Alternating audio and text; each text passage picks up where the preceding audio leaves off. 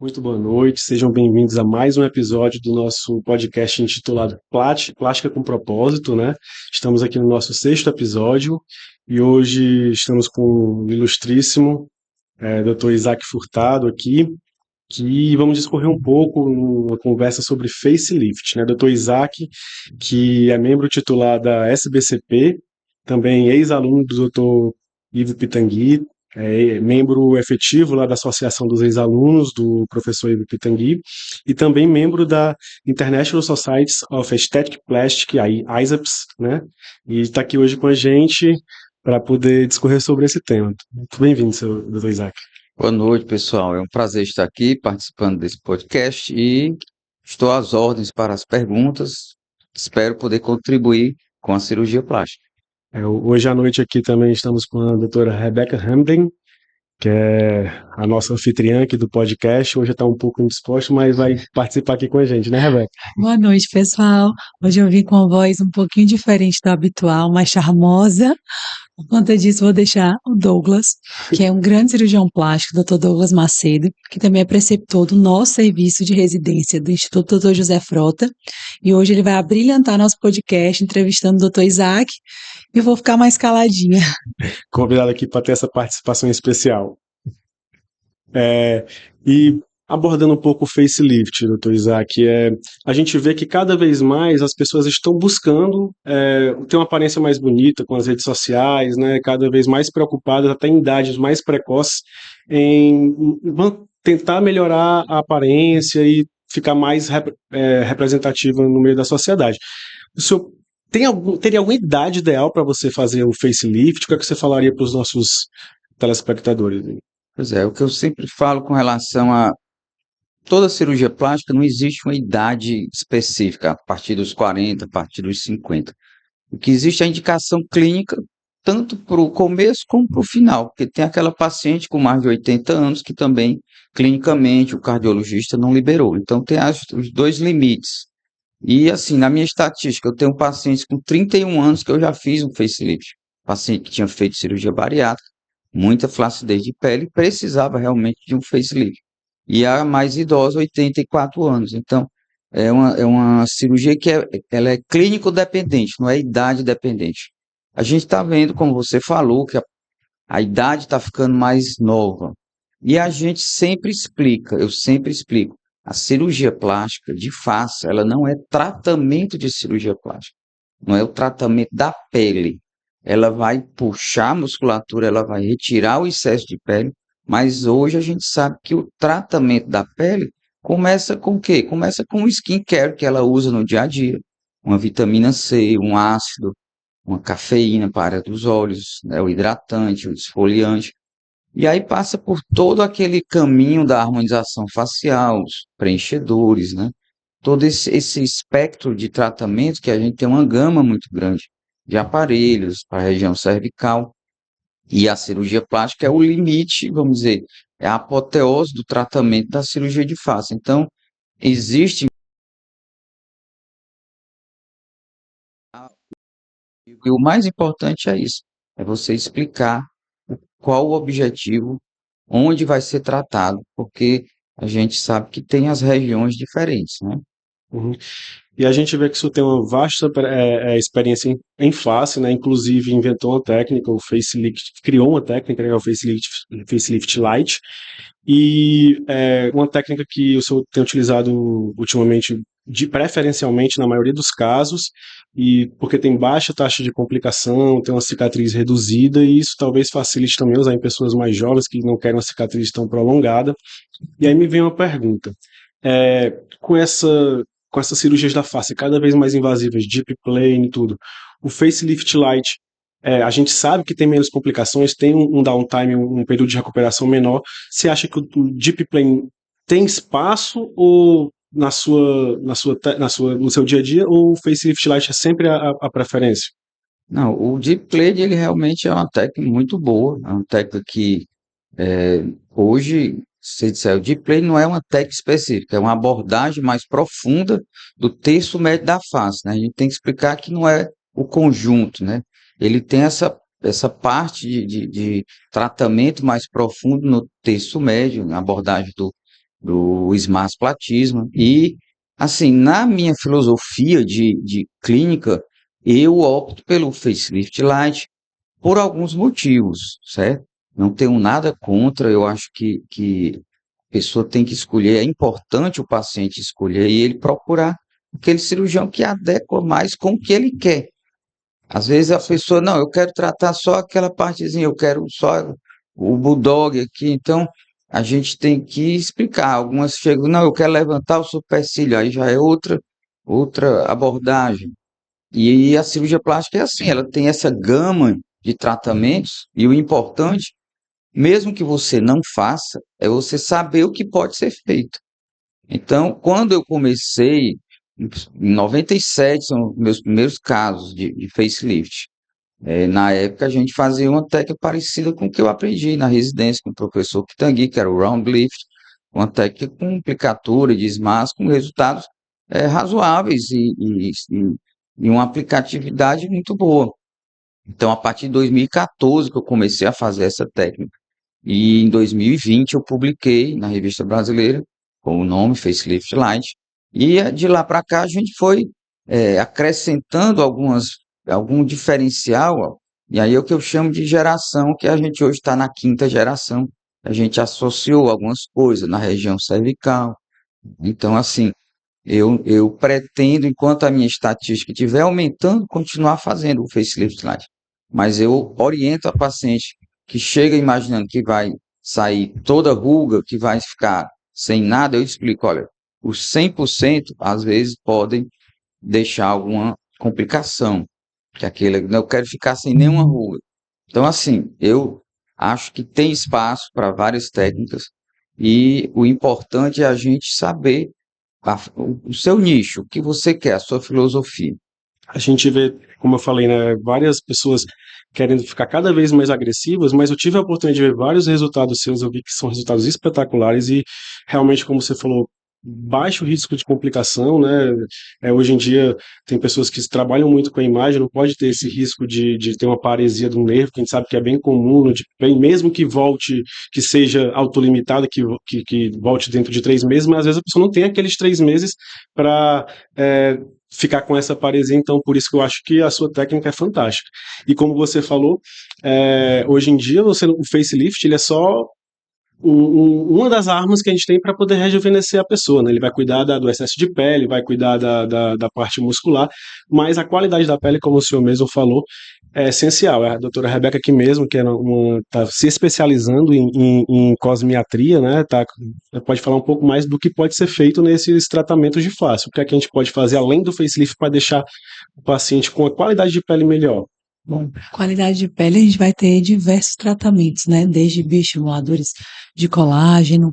E aí entra um grande desafio que para a gente que é cirurgião plástico, às vezes a gente vê como um aliado e às vezes como um inimigo. E a gente vai falar um pouquinho disso mais à frente.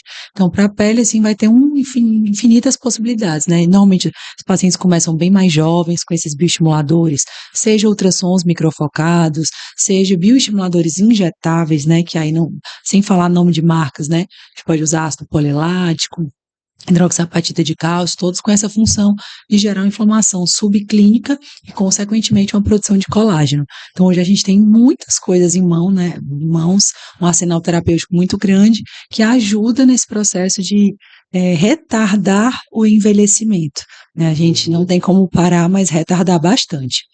E aí, aproveitando essa ponte, o que eu ia perguntar ao doutor Isaac tem muito cirurgião que, na verdade, detesta a utilização de qualquer tipo desses tratamentos, especialmente os bioestimuladores injetáveis. Falando na parte cirúrgica, eu acho que atrapalha a gente mais do que ajuda. Mas é o que eu gosto muito de falar, né? Tem paciente que ou nunca quer operar ou quer operar só daqui a muito tempo. Então, a gente não pode deixar de considerar a importância deles e o benefício em diversos casos. Mas falando em cirurgia, doutor Isaac, hoje as pacientes chegam já tendo realizado inúmeros procedimentos, muitos injetáveis. O senhor acha que isso atrapalha a realização da cirurgia da face? O senhor vê alguma dificuldade adicional em pacientes que já têm o rosto muito injetado, com muitos produtos? O que é que acontece? A gente sabe que quando você vai descolar para poder fazer a tração da pele, e você não é só pele, você tem o tratamento da musculatura. O grande problema, aí vem a problema do deep plane com esses tratamentos, porque eles, principalmente no terço médio da face, todos esses bioestimuladores, eles dão uma fibrose que dificulta muito a dissecção e como no deep plane, às vezes você precisa identificar os ramos do nervo facial, isso aí às vezes torna-se perigoso e aumenta o risco da lesão do nervo.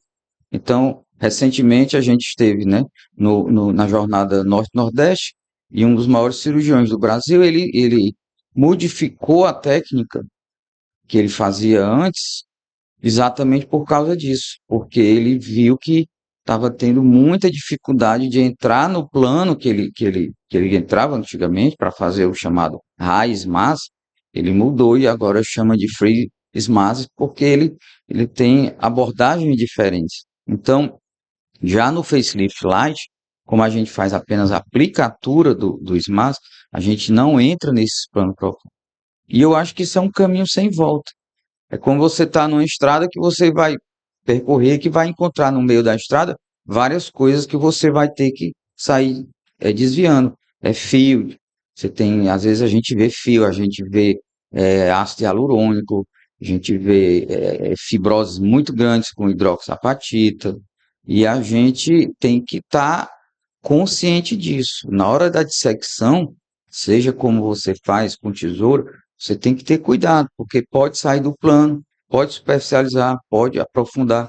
E tudo isso é uma coisa que o cirurgião tem que estar treinado e atento, porque é um caminho sem volta. Você dizer que não vou mais fazer porque só vou operar pele que nunca foi feito nenhum tratamento. Não existe. É o ideal, né? Eu acho que é um mal necessário. Quando eu estava na residência, eu acho que a gente pega pacientes que são do SUS e que não tem um orçamento tão grande para fazer esses tratamentos que a gente sabe que é bastante caro. E uma dor muito grande que eu tinha era exatamente isso. A gente fazia o facelift, tirava o excesso de pele, fazia a aplicatura, a paciente ficava com o rosto bem esticadinho, mas a qualidade da pele, as rugas, os poros, Hoje a né? gente vê que tem muitos colegas que fazem o laser de CO2 durante o facelift, já para aproveitar.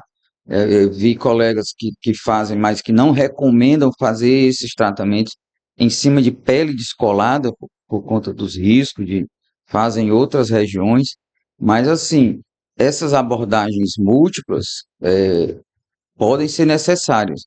Um outro grande aliado que a gente tem hoje, que pode ser utilizado e está sendo cada vez mais utilizado, é a gordura, né? A gordura, ela pode ser injetada no rosto todo, não apenas para dar volume, mas para melhorar a qualidade de pele. É o chamado nanofat, que é um enxerto de gordura, quase um creme, aquela que vai dar até com efeito de célula-tronco. Então, assim, são coisas diferentes. Eu, como minha cirurgia de face, hoje ela demora mais um pouco, porque eu faço a abordagem cervical, só que esse mais um pouco ainda é metade do tempo do deep plane. Então, o deep plane que leva 6 horas, eu levo 3 horas, quando muito, para fazer a técnica. Então, anestesia local, com sedação, não é necessária anestesia geral, não tem dreno, não tem nenhum ponto para retirar. A cicatriz, não tem aquela cicatriz da região mastoide, que a pessoa usa um cabelo preso, vai mostrar o homem com cabelo curto, vai ficar aparecendo. Na região pré-pilosa, eu também não gosto de entrar nessa região, porque se tem uma cicatriz feia, a paciente vai ficar muito desgostosa. Então, é uma questão pessoal. Então, hoje eu procuro fazer, eu sempre explico, é um tratamento para o terço inferior, que é a mandíbula, e o pescoço. E hoje estou abrindo quase 100% do submento para fazer a abordagem do músculo, que é o platismo. Então, assim, é importante a gente explicar para o paciente. Outra coisa que eu gosto de explicar é o tempo que dura aquela cirurgia. 5 anos, 10 anos, eu sempre digo, depende muito da manutenção. Se você faz esses tratamentos dermatológicos depois da cirurgia, você pode duplicar o tempo daquela cirurgia. Tem gente que chega, eu quero fazer a cirurgia e não quero fazer mais nada. Você vai ter um tempo reduzido. Isso aí vale para a área dos olhos, vale para todo o fotoenvelhecimento.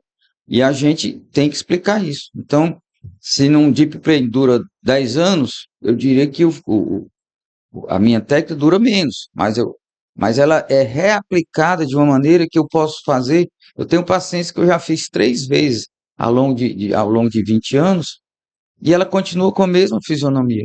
Porque a grande vantagem dessa técnica é que ela não muda a expressão, não muda a expressão da boca, não muda a expressão do olho, que é importante. Então, essa aplicabilidade várias vezes sobre a mesma cicatriz é muito interessante, porque antigamente se fazia de uma forma que o cabelo ia andando para trás, então ela perdia a costeleta. Eu cheguei a entrar lá no Rio em cirurgias de senhoras que tinham feito 6 vezes o facelift. Então ela já tinha quase uma calvície de tanto ser tracionado. Então são coisas que a gente tem que ir explicando. E hoje a gente tem que estar atento, porque a cirurgia plástica, a gente sabe que tem outras especialidades que também entram nessa parte estética e que já estão, inclusive, fazendo cirurgias. Só que o cirurgião plástico, na minha opinião, de longe é o mais capacitado cirurgicamente, né? A gente sabe toda a formação que a gente passa e você tem que estar atento para isso, porque são tentações que as pacientes têm de pessoas que não têm essa até parte ética e vão oferecendo esses tratamentos.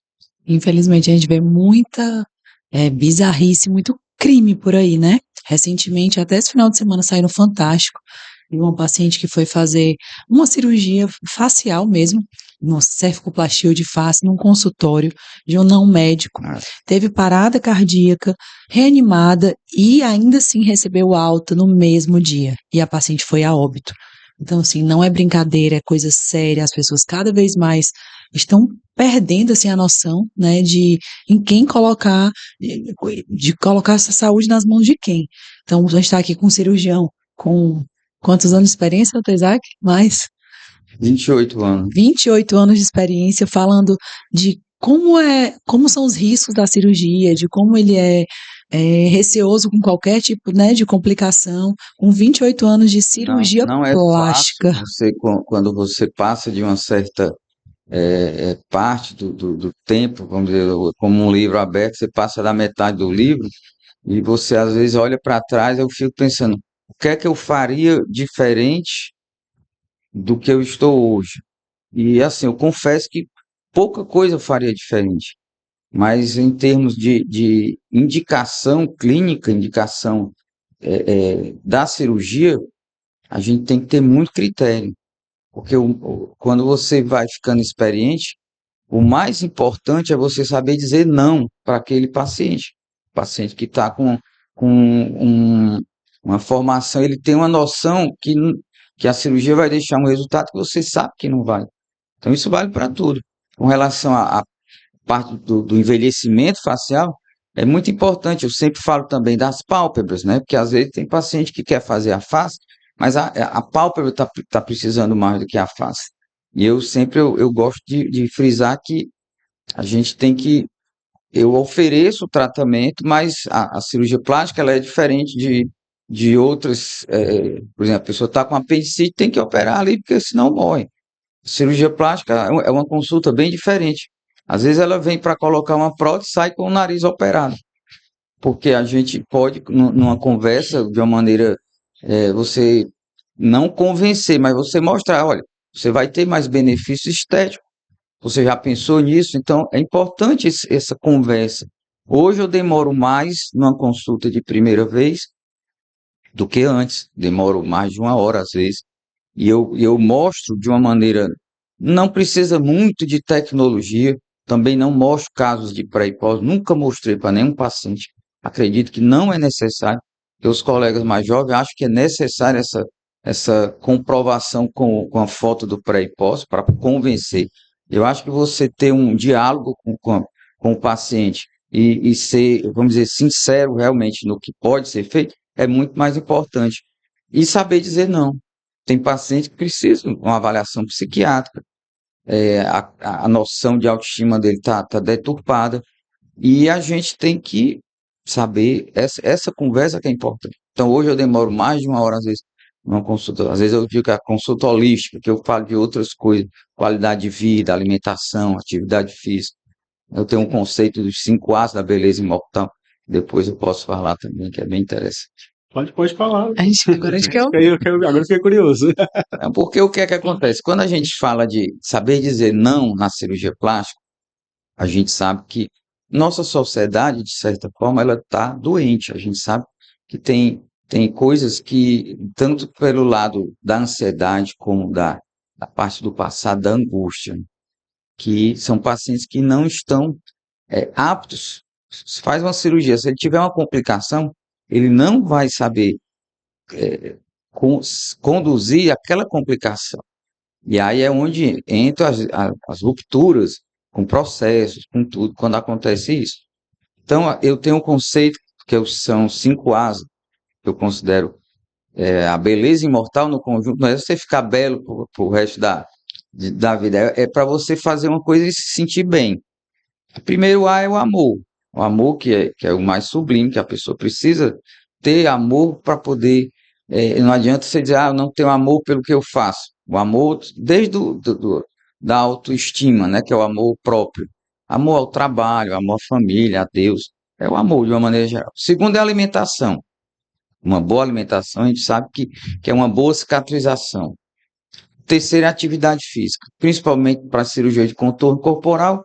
Se a pessoa não fizer uma atividade física, vai fazer uma lipo, uma plástica de abdômen, e ela com 1 ano pode perder aquela cirurgia. Então, esse tripé de amor, alimentação e atividade física, para mim é fundamental. E eu sempre falo isso aí, quando eu falo da consulta holística. E os dois ruins, que é o que eu falei já, que a pessoa tem que saber. Se você não tem esse tripé, você não consegue suportar a ansiedade, que é uma coisa que está no futuro, está no amanhã. Então, a pessoa tem insônia, ansiedade, tem problema com álcool, com drogas, ansiedade. A compulsão alimentar, que eu trabalho muito também com o pessoal da obesidade mórbida. A obesidade mórbida nada mais é do que a ansiedade de comer. Então, a gente sabe que tem as cirurgias bariátricas. E o último, que é o pior, que é a angústia. A angústia que está no passado, que ela não vai acontecer de novo. Ela já aconteceu, mas é a pior, porque ela às vezes marca profundamente. Tem pessoas que, dentro da parte de psicanálise, não sabem nem por que tem angústia com aquilo. Porque o nosso mecanismo de defesa, né, jogou aquele problema para o inconsciente. Então, você imaginando que a ansiedade está no futuro e a angústia está no passado, esses três é o que a gente pode controlar. Então, se você vai operar um paciente que está com esses 3 As, vamos dizer, em dia, o resultado vai ser melhor. Entendeu? Da mesma forma, se tiver apenas os outros 2 As, aí é a hora de dizer não. A hora de dizer não é quando eu vejo que o tripé não está bem feito, falta isso aqui, vai fazer uma plástica de abdômen, a pessoa não faz atividade física, está acima do peso, é melhor dizer não. O senhor falou aí de quando dizer não, né? Eu lembrei de quando eu estava na geral que um dos meus staffs me disse que os 10 primeiros anos do cirurgião ele aprende a operar e os 10 anos seguintes a quando não operar, Exatamente. né? E o mais interessante disso é que, às vezes, a gente sabe que você sabe quando você força a barra naquele tratamento. E o cirurgião plástico não pode entrar nessa onda de aquela paciente que não emagreceu, que você pode até operar, mas você explicar para ela, olha, o seu abdômen não vai ficar reto porque você tem gordura visceral ainda.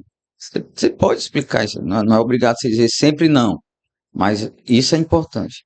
E o que é interessante com o tempo que a gente observa, quando você é jovem, paciente que tem medo de você, você vai ficando mais velho, você que fica com medo do paciente.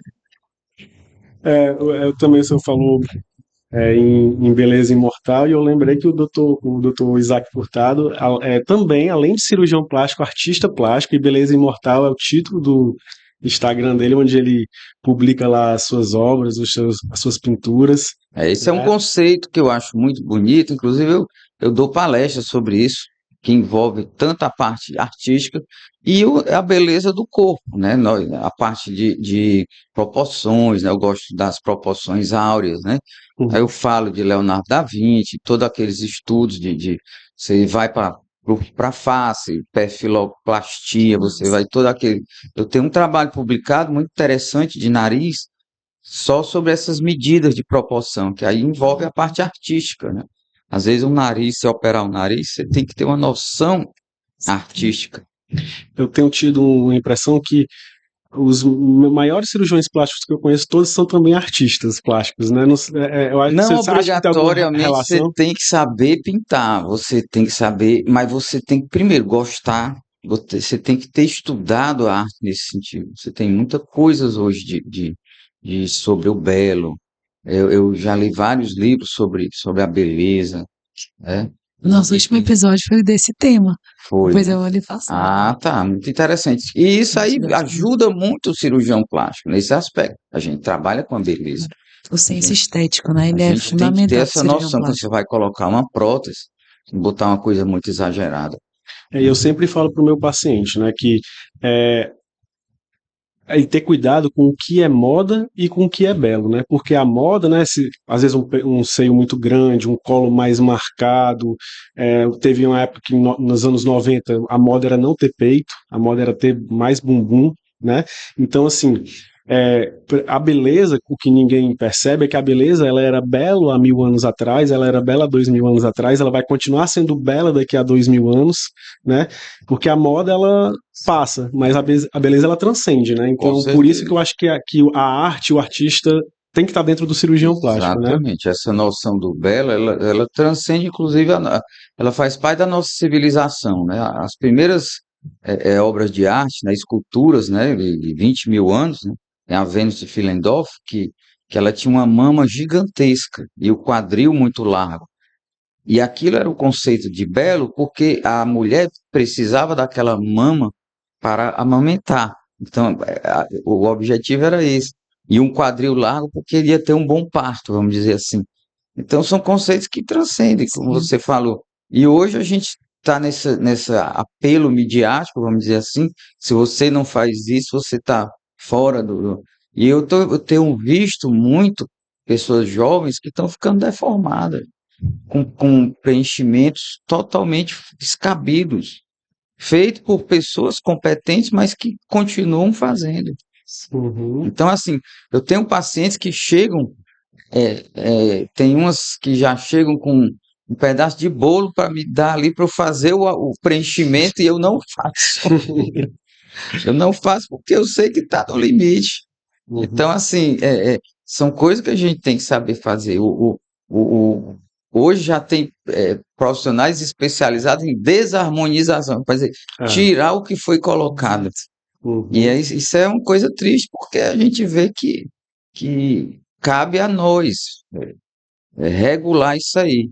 Então, um podcast desse que tem um público leigo, tem um público científico, tem que abordar esses dois aspectos, né? As Uhum. pessoas não podem ser seduzidas por essas personagens que estão disformes, né? Quando eu estudei com o professor Pitangui, ele sempre falava, uma cirurgia plástica bem feita é aquela que ninguém percebe. Uhum. Se você vê que aquele nariz que você sabe que todo mundo sabe que é operado, às vezes ele é muito bem operado, esteticamente ele está muito bem operado, mas ele se torna artificial de uma maneira que você perde Identidade. aquela identidade, né? Isso vai para tudo. Então, eu gosto sempre de tudo muito light, assim como facelift, Por isso o de uma título, né? maneira geral. E para finalizar, assim, aproveitando a experiência do senhor, eu sei que vai ser uma pergunta muito difícil de responder, mas eu acho que é muito importante para todos os residentes, todos os cirurgiões, jovens cirurgiões plásticos que estão começando, inclusive eu. É, com toda a sua experiência, se você tivesse uma dica de assim, como seguir, quais as principais armadilhas que se deve evitar, qual era o seu conselho para essas pessoas que estão iniciando a carreira agora? A trajetória do cirurgião, ela não é, ela não é uma trajetória que você, é como um avião que você tem que ir devagarzinho, tem aquela resistência do começo, e chega num ponto que você consegue planar. E o sucesso do cirurgião é quanto mais alto ele for, e ele vai conseguir planar muito bem. E o começo, tem colegas que querem subir como um foguete. Ele, com 5 anos, ele quer subir achando que é o melhor cirurgião plástico, e esse foguete, né, pode não suportar. Então, o meu conselho é: faça de uma maneira com estágios, né, com uma evolução proporcionada, evite cirurgias muito aventureiras. Se você pode até fazer, mas que você tenha o domínio da técnica, faça cursos. Hoje a gente tem muitos cursos, tanto no Brasil como no exterior. E outra coisa, se organize de uma maneira, tanto emocionalmente, o cabedal cultural de qualquer cirurgião plástico. Você tem que ter cultura científica, cultura de uma maneira geral, e evite aventuras, porque a gente sabe que muitas dessas aventuras a gente vê, às vezes, cirurgias que são trocadas com influências, essas parcerias, que não é uma coisa muito boa, pode não terminar bem. Infelizmente, os tempos são outros. Você precisa de um Instagram como uma arma, mas aquele Instagram não é obrigatoriamente você escancarar tudo. Você pode mostrar técnicas, você pode mostrar o que você faz na sua rotina. Não precisa expor pacientes. Eu acho que tem colegas que estão expondo muito os pacientes. Eu acho que a identidade do paciente é sagrada. O paciente pode até colocar o que quiser nas redes dele, falar de você e tudo, mas você expondo de uma maneira que eu acho muito apelativo, eu não trabalho assim. Então, meu conselho é: faça o que sua consciência manda de uma maneira tranquila e procure como um avião subindo de uma maneira suave. Vai ter muita turbulência, vai ter muito problema, e mais um dia você consegue planar. Mas, pô, eu queria agradecer aqui o convite da Rebeca por estar presente hoje. Queria também agradecer a presença do Dr. Isaac aqui com a gente, uma experiência brilhante aí, falou muito bem sobre o assunto, sobre as nossas dúvidas. E, Dr. Isaac, alguma última palavra? Só agradecer a oportunidade, dizer que minha formação como cirurgião começou no JF, como cirurgião geral, fiz 2 anos lá, e sempre estagiei lá desde o 7º semestre de medicina, um local que eu tenho muito carinho. Então, no final, na descrição do nosso podcast, a gente vai deixar o Instagram tanto do Dr. Isaac, profissional, quanto o Instagram também dele, que ele mostra mais a parte das artes plásticas, né, Dr. Isaac? Sim. Eles acompanharem um pouquinho o trabalho e poderem ver a beleza que é. Então é isso, muito obrigada. E até a próxima, pessoal.